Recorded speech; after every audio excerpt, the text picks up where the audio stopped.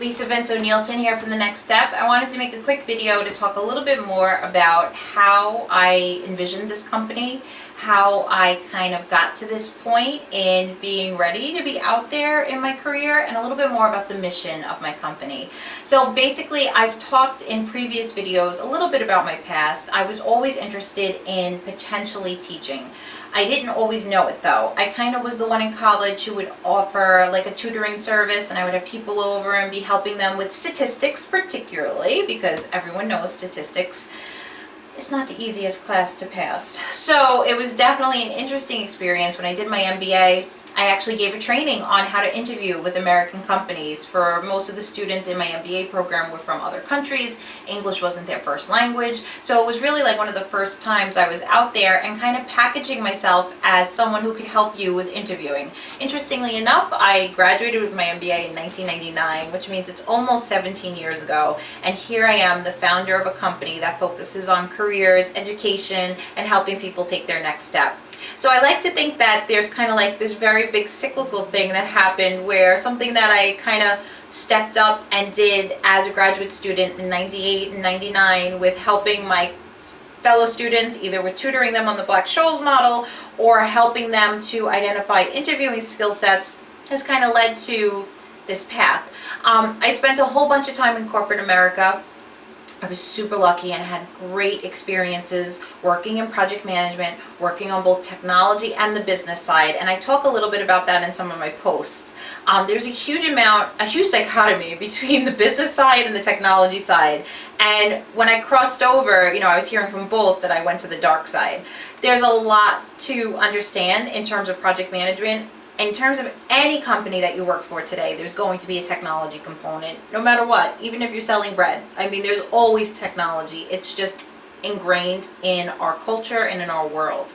So there's so much to be said for understanding it, and also being able to speak what the business understands and what the technology understands. And project management is just such a great component to tie those two pieces together, and I always loved it. In 2004, I was able to pass the Project Management Professional Certification through the Project Management Institute, which was awesome. I was approved to even take the exam because you have to have a certain amount of hours, a certain amount of projects under your belt. So it was a really exciting process. It was almost like going through 2 or 3 semesters worth of school in order to get everything done and take the exam and pass it. But before that, I was asked for the first time to teach at my alma mater, St. John's University, and that happened in 2003. And it really was something that I had been applying for every year as soon as I got my MBA, because to be an adjunct, all you need is a master's. So I started right away with applying, and every year it really didn't work out until in 2003. I've told the story before. A professor fell down, was injured. I wasn't anywhere around. And I was asked to teach a class on Tuesdays and Thursdays from 8 to about 11. Which was interesting because I worked full-time in Lower Manhattan at a company, Standard & Poor's. I had so much learning there and really enjoyed what I was doing. That's where I really recognized that what I was doing was project management, and that's where I was when I got my project management professional certification.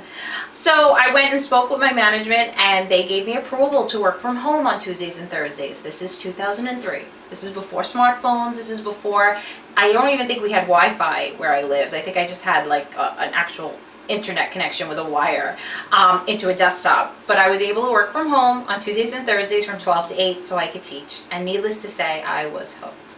I loved it. I was scared. I was faced with teaching macro and microeconomics to a bunch of freshmen, and it definitely was exciting. I was only a few years older than them. It was a challenge, but it was one that took hold of me, shook me up, and really made me a big part of who I am today.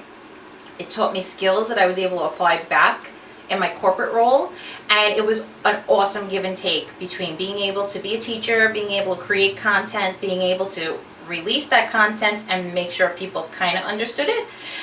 And again, you can't teach everyone, but having the ability to make it where everyone kind of understood so much, and then some people understood a lot more and some people understood a lot less, and just understanding how to handle those bell curves, which I always hated, and I tried never to follow a bell curve. I try to have all my students do as well as possible, and not necessarily say, well, everybody has to be distributed this way.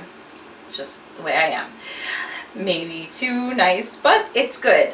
So the idea is that moving forward from being able to be a teacher, being a professor on the side, teaching full-time in the city, working full-time in the city, and then also balancing owning some entrepreneurial pursuits that I was doing. So it was really a lot of different things that helped form me and helped push me forward into eventually coming up with the next step and moving forward with this idea where there's such a huge connection between education, learning, and helping people take their next steps. And I think that's where I'm uniquely positioned, where my mission is really about helping people identify what their next step should be, helping them train, helping them learn. And so much of what I do is for free on my blog, thenextstep1234.com/blog. I have categories on university advice, on preparing a resume, on interviewing skills. I have a little bit of everything on there. And then there's also the stuff I do in person with Wagner College, Office for Lifelong Learning, the seminars that I do with them, the entrepreneurial class that I'm teaching with them,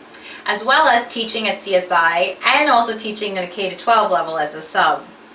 So teaching has very much become this cornerstone with the public speaking, with the ability to kind of create content and share it, all that has tied together to put me in a position where I'm really looking forward to helping so many people take their next step. Helping my clients is something that is just, you can't beat it. Just that feeling of getting someone's resume ready and getting them ready and then watching them succeed is the best feeling ever. And it's something that I also get to do for my students.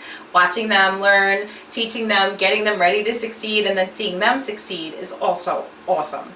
So it's just a quite unique position, quite unique experience that makes me that makes me this entrepreneur that I am, and I look forward to helping you take your next step. Happy